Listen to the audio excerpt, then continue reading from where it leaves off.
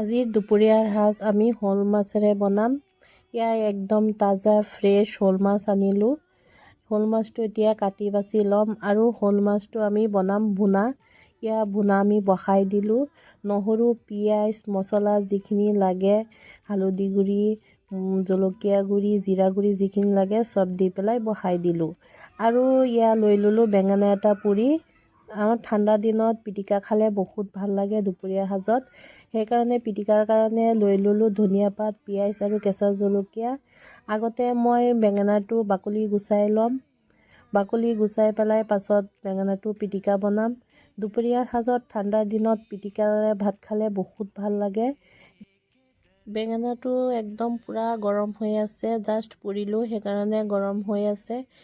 আমি বাকলি গুচাই দিলোঁ। এতিয়া পিটিকা বনাই ল'ম। ঠাণ্ডাৰ দিনত গৰম ভাত, গৰম পিটিকাৰ টেষ্টেই বেলেগ। এতিয়া বাকলি গুচাই ৰেডি কৰিলোঁ। এতিয়া পিটিকাটো বনাই দিম। ধনিয়া পাত, পিঁয়াজ আৰু কেঁচা জলকীয়া দি হাতেৰে এনেকৈ মোহাৰি পিটিকা বনালে বহুত ভাল লাগে। যোনে যেনেকৈ বনাওক, কিন্তু হাতেৰে এনেকৈ বনালেহে বহুত টেষ্টি আৰু ভাল লাগে। আৰু আমাৰ মাছৰ ভুনা হৈয়ে গ'ল। পানী অকণমান দি দিছিলোঁ। এতিয়া ধনিয়া পাত কেইটামান দি দিলোঁ। দিয়াৰ পাছত কেঁচা জলকীয়া কেইটামান দি দিম ফালি। কেঁচা জলকীয়া আৰু ধনিয়া পাতে আঞ্জাৰ সোৱাদ বঢ়াই বেছি ভাল লাগে। কেঁচা জলকীয়া আৰু ধনিয়া পাত কেইটামান ফালি দিলে বহুত টেষ্টি হয়, বহুত ভাল লাগে। শ'ল মাছৰ ভুনা আৰু ভাত লৈ ল'লোঁ।